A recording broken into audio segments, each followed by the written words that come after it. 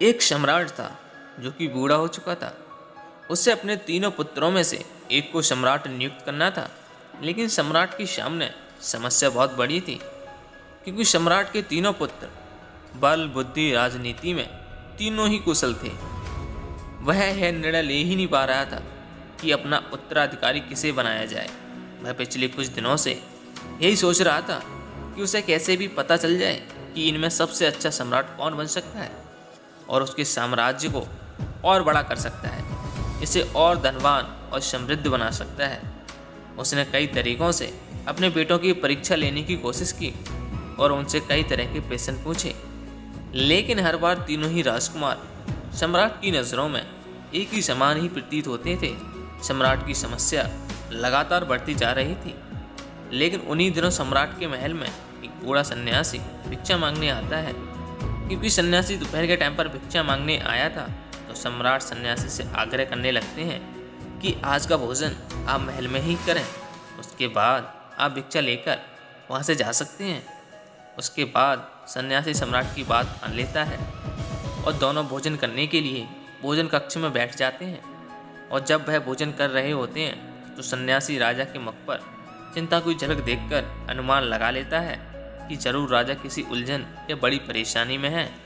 भोजन के समय जब सम्राट और सन्यासी आपस में बातें कर रहे थे, तो सन्यासी ने सम्राट से पूछ ही लिया, महाराज, कि मुझे ऐसा अनुभव हो रहा है कि आप बड़ी उलझन में हैं। अगर आप चाहें तो मुझसे अपनी चिंता साझा कर सकते हैं। सम्राट ने कहा, चिंता बस इसी बात की है कि मैं अपना उत्तराधिकारी कैसे बनाऊं। मेरे तीनों पुत्र किसी भी प्रकार से एक दूसरे से कम नहीं है, तीनों एक से बढ़कर एक हैं। समझ में नहीं आ रहा है कि किसके हाथ में साम्राज्य सबसे ज़्यादा सुरक्षित रहेगा। यह सुनकर उस बूढ़े सन्यासी ने हंसकर कहा कि इस समस्या का समाधान तो बहुत ही आसान है। बूढ़े सन्यासी ने सम्राट को एक तरकीब बताई। सम्राट को भी वो तरकीब काफ़ी पसंद आई। उसके बाद उस बूढ़े सन्यासी ने सम्राट से आज्ञा ली और वहाँ से चला गया। इस घटना के कुछ दिन बाद एक सुबह सम्राट ने अपने तीनों पुत्रों को अपने पास बुलाया और उन तीनों को गेहूं से भरा एक एक बोरा देते हुए कहा कि मैं तीर्थ यात्रा पर जा रहा हूँ। लौटने का समय निश्चित नहीं है, शायद 2 या 3 साल भी लग सकते हैं, लेकिन जब मैं लौटूँ तब तुम तीनों को एक एक गेहूं का बोरा मुझे सुरक्षित वापस लौटाना होगा। एक भी दाना इधर का उधर नहीं होना चाहिए। फिर सम्राट तीर्थ यात्रा पर निकल जाता है। पिता के जाते ही सबसे बड़ा बेटा उस गेहूं के बोरे को तिजोरी में बंद कर देता है और उस पर एक बड़ा सा ताला लगा देता है, इस उम्मीद से कि पिताजी जब वापस आएंगे तो यह बोरा उन्हें सुरक्षित वापस लौटा दूंगा। दूसरा पुत्र सोचता है कि गेहूं को तिजोरी में रखना बेवकूफ़ी होगी, क्या पता कितना समय लग जाए पिताजी को वापस आने में। तब तक गेहूं में कीड़े लग सकते हैं, वो सड़कर राख हो सकते हैं। ये सब सोचकर उसने महल के पीछे खाली पड़ी ज़मीन में गेहूं फेंकवा दिए।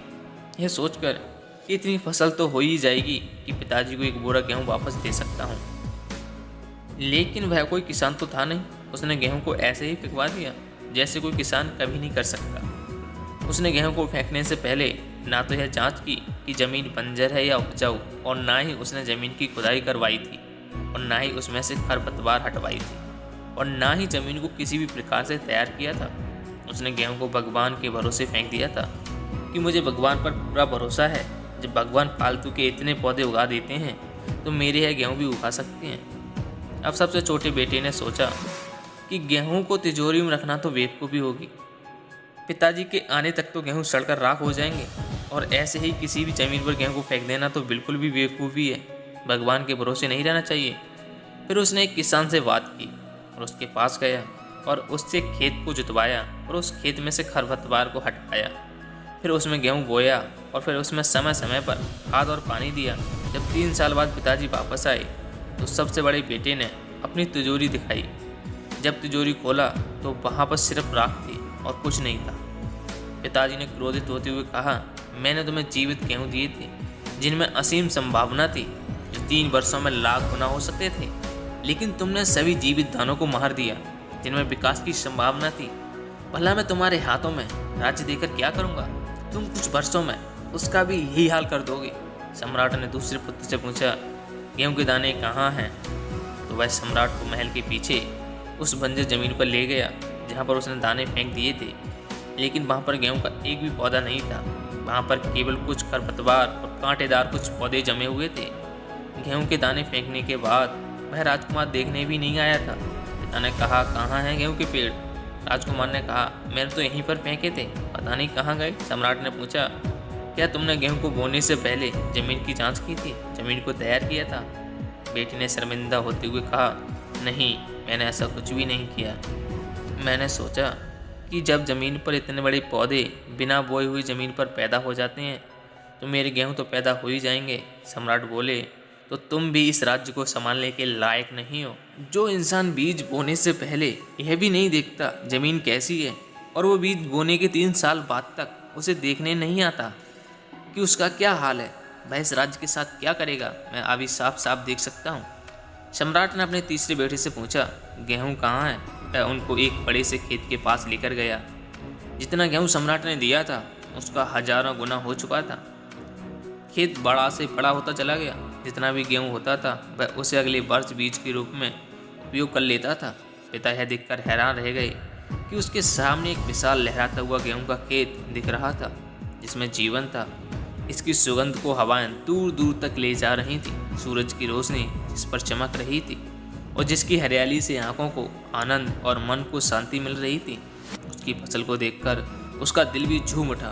तो बहुत खुश होकर बोलते हैं कि राज्य तो तू ही संभाल सकता है। जो छोटे छोटे बीजों को नहीं संभाल सके, इतने बड़े राज्य को कैसे संभाल सकते हैं? उस सम्राट ने अपने उस राज्य को छोटे बेटे के हाथों में सौंप दिया।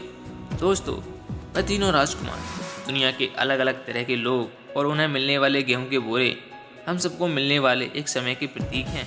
उन तीनों राजकुमारी के समान हैं। हम सभी को एक समान समय मिलता है भावनाओं को विकसित करने के लिए, लेकिन हम में से ज़्यादातर लोग इस बात को जानने का प्रयास ही नहीं करते कि इस समय का सही उपयोग कैसे किया जाए। बिल्कुल उस पहले राजकुमार की तरह जिसने जरा भी विचार नहीं किया गेहूं को सुरक्षित रखने और उनको विकसित करने का। इसी प्रकार ज़्यादातर लोग अपने समय को फालतू की चीज़ों में लगाकर उसका सही उपयोग ना करके अपने जीवन की सभी संभावनाओं को नष्ट कर देते हैं, मिट्टी कर देते हैं। कुछ लोग दूसरे राजकुमार की तरह होते हैं जो समय और अवसरों की कीमत तो समझते हैं, लेकिन कभी भी पूर्णता के साथ कर्म नहीं कर पाते।